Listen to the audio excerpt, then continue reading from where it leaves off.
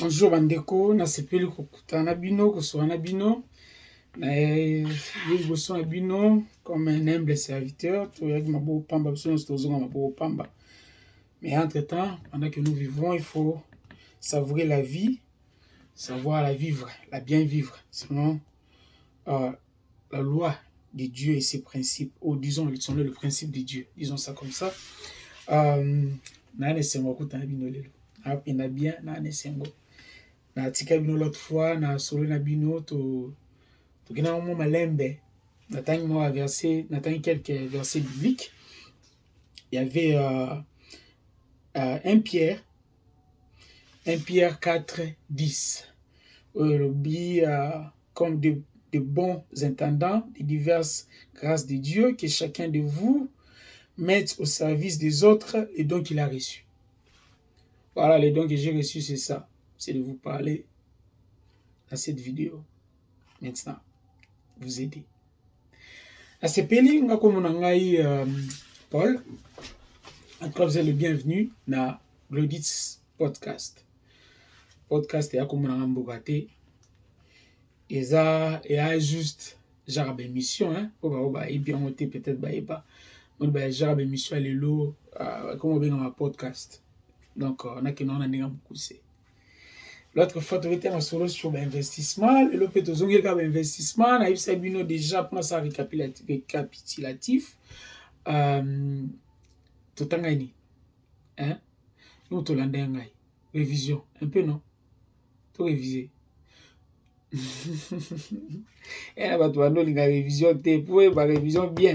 Faut ça, mon tout le monde tangaki. Aux autres, on a eu tangi. Donc, aux zongi, professeur a expliqué au comment lengi. Mais so tangaki, tout le monde a embrayé. Et je sais que parmi les gens, il y a des gens au babando linga. Bama solo mingi quoi. Donc, professeur soka beti di sola zoka bien. Na beta di soni.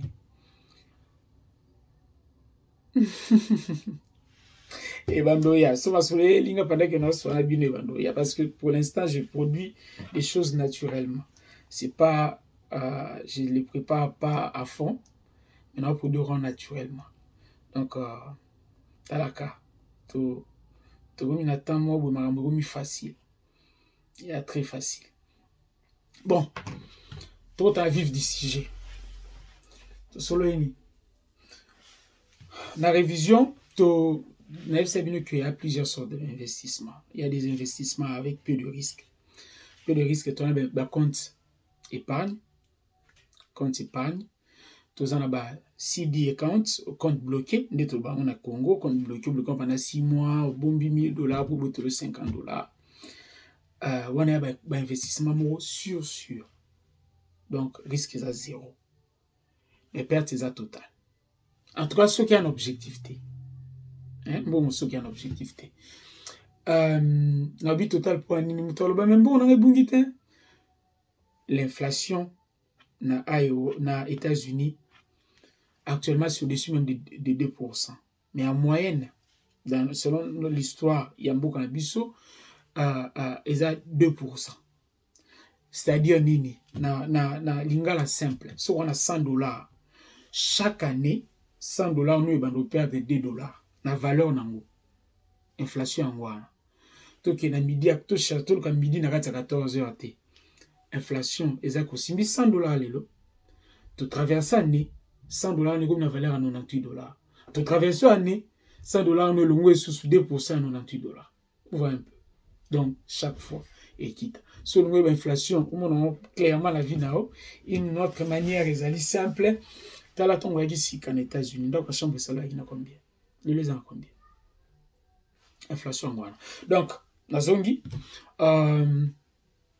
totangi, compte épargne, qu'on les investissements sur les risques est 0 parce que tu ne perdras jamais ton argent. Mais n'oubliez pas, ce n'est pas aussi totalement 0. On a dit que parmi les gens très friqués. Ils sont très belles. Donc, ils ensemble, ils sont comme millionnaires. Ils sont place. Nous ne les sommes pas encore, mais les prochains sur la liste. Donc, dans le bas, que mbongo totsaka na compte épargne est assuré mais à un certain montant. C'est-à-dire mbongo tsaka kanga olelo un jour, nous n'avons pas coupé un makasi. Si vous en a plus de 250 000 dollars, quand on a banque morode. Donc, si vous en a 500 000 dollars, ça a 250 000 dollars dans la banque moko, ça a 250 000 dollars dans la banque moussous. Pourquoi? Autour de la poigne. Parce que pour le long, on sous kaka na compte, il y a savings, donc il y a un investissement en sous-té. Na sous kaka na ko épargner. En tout cas, entre-temps, abonnez-vous et likez la vidéo avant que je ne puisse continuer. Donc, pour ça, et puis continuez à me follow si vous êtes sur Internet, sur TikTok et autres plateformes. Je disais que il y a vos comptes soient assurés jusqu'à 250 000 dollars. Vos comptes soient assurés jusqu'à 250 000 dollars. Alors, si vous en avez plus de 250 000 dollars dans le compte bancaire, longo lango. Pour anini. Parce que ceux qui banquent en écoué, le pas biak. Dans le Congo. L'État fédéral a capable de rembourser jusqu'à 250 000 dollars. On a ces alicolones qui perdent.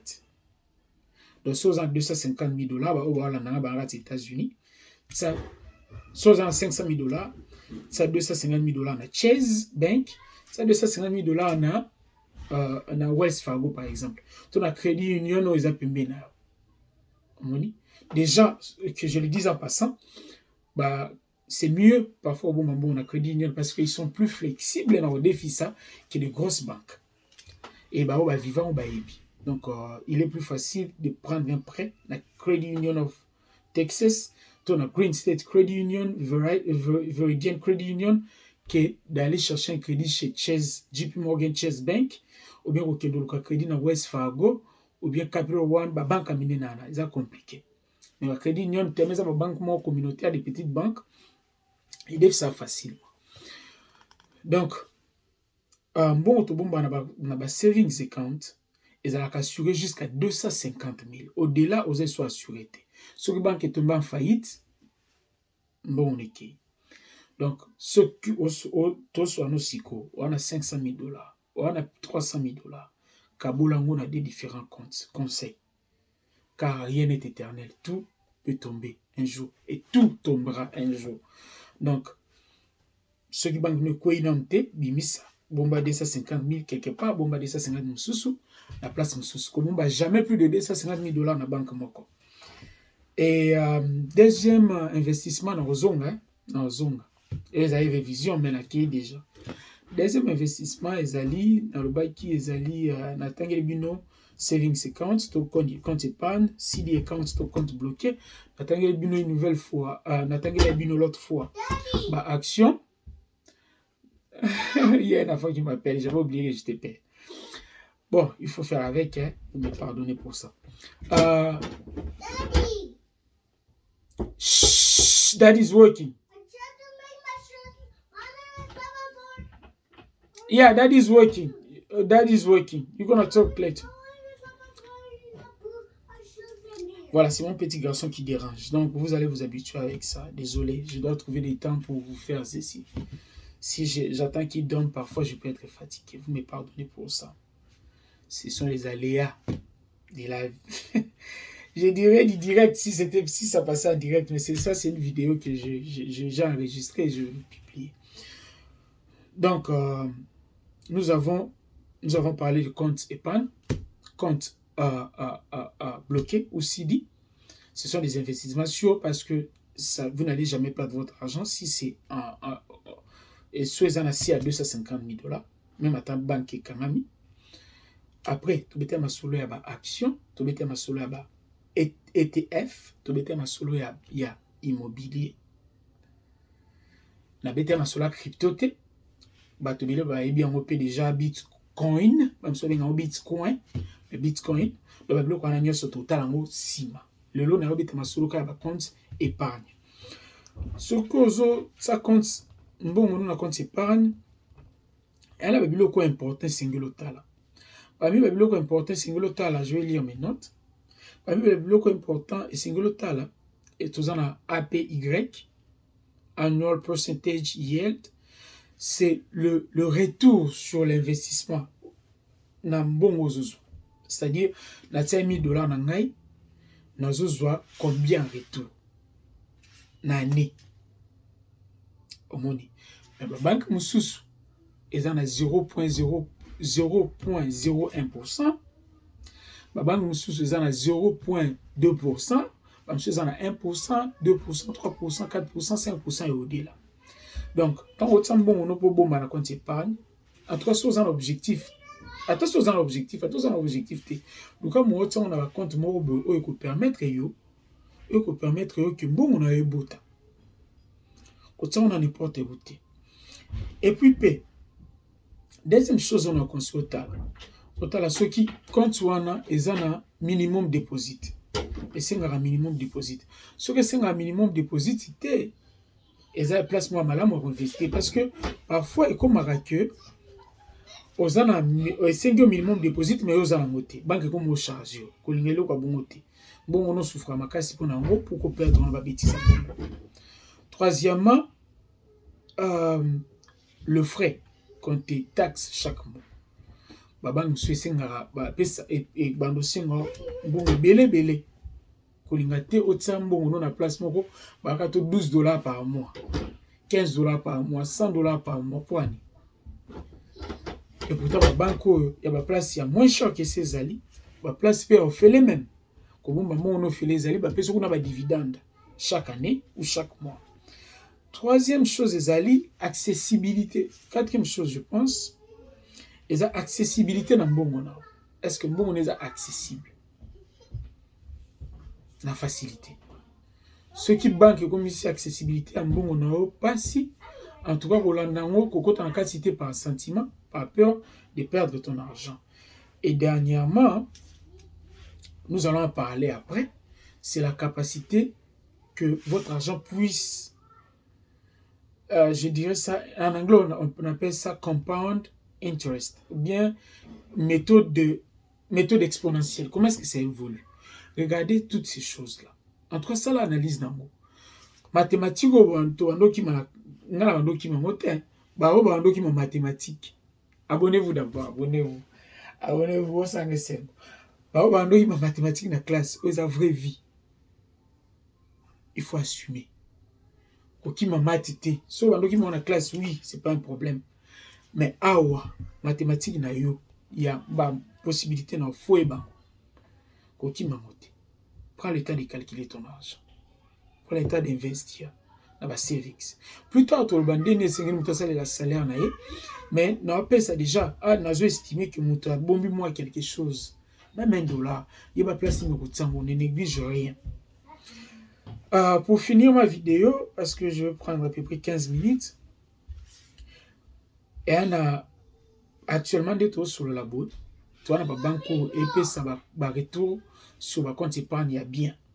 Tu as un Varo Bank, c'est à peu près 5%. Donc, c'est-à-dire sortir $100 dans le compte bancaire. Dans le saving account, il y a banque comme on a Varo Bank. Sortir bon kuna, on a assuré, il y a 5% chaque année. Chaque année, on a 5%. Donc, si c'est $100, nous se vendons compte bancaire pendant une année, $100, nous avons $5. Ce qui n'est pas rien, comparé à la banque comme sous 30 centimes. Et c'est déjà, pour l'instant, la meilleure banque dans les États-Unis. Retour sur investissement dans les États-Unis. Nous avons une autre banque qui s'appelle Adelphi. Adelphi. A-D-E-L-F-I. Il n'est pas à niveau à 5%. Il y a une banque banque en ligne. Mais il y a toujours une succursale au cause d'un bon nombre ATM par-ci par-là. Accessibilité, c'est bien. Troisième banque, actuellement, les États-Unis, de tout sur la voie, eux, ont payé bien. Et Zali Fitness Bank. Fitness Bank, il y a un niveau, il y a 4,85%. Donc, c'est $100. $100, on est comme à 104,85% à la fin de l'année. À part Wana, tu as une banque Msusu. La banque s'appelle Pitts Bank. Il y a à 4,6%. et puis tozana Digital Federal Credit Union, yaza Credit Union, yazo pesa 5,5%. Alors une banque officielle, mais plutôt Credit Union. Donc ça, dès expliqué Bino précédemment, ce sont des petites banques, souvent communautaires. Et bien, en États-Unis, il y a un Credit Union. Credit Union. Yazo pesa 5,5%. Et puis tu as Alumnify. Yeza Bank, on pesa 4,75%. Donc, en tout cas, pour ça, la recherche, on n'a pas ces singles. N'oubliez pas que au minimum, au maximum, plutôt, c'est 250 000. Ne gardez jamais plus de 250 000 $ dans une même banque, au risque que ceux qui banquent en équipement, on peut perdre. En tout cas, abonnez-vous, likez la vidéo, follow me, ceux qui vous ont na TikTok. Prochainement, Tobeta Masolo Moussou. Et une fois que les choses vont devenir sérieuses, tout le tableau, pour que tout le monde na papier na nini. Ah, ils ont ma leçon, mais notre chaîne Moussou, on a bando kendesiko na flow, il y a finance, il y a États-Unis. On a pu nous appeler une information, on a dit, ah, si vous avez une information sur les finances des États-Unis, entre vous qui na chaîne en aboy. Mais ce n'est pas le moment. Pour l'instant, la personne a une information à Totangi investissement, où ils appellent investissement sûr, avec risque très très bas, où ils ont bongo na compte épargne. Natangi bino quelques banques où ils ont un pourcentage bien sur le retour sur investissement. Et puis, quel est le montant maximal ya ko bomba na kati ya compte na yo, où est singulo dépassé. Et nous allons nous voir prochainement pour nous voir compte cédé ou compte bloqué, c'est quoi et à quoi ça sert. Une fois que nous aurons étudié tout ça, surtout comme à niveau banque, après qu'est-ce qu'il faut faire. En tout cas, merci beaucoup. Merci de vous avoir abonné. Merci parce que vous m'avez donné la confiance. Merci parce que vous m'écoutez. Merci. Plateforme na bino. Et après, on a biso bateau to ba lingala. Toke liboso, tout le monde a l'information. Nabi que celui qui a l'information a le pouvoir. Mambo kende mbango toti kalate. Nazara pour nos sungabino. Merci pour avoir suivi notre podcast. C'était un plaisir de vous rencontrer. Je m'appelle Paul et merci pour avoir suivi Glodis Podcast. On se voit au prochain numéro. Au revoir.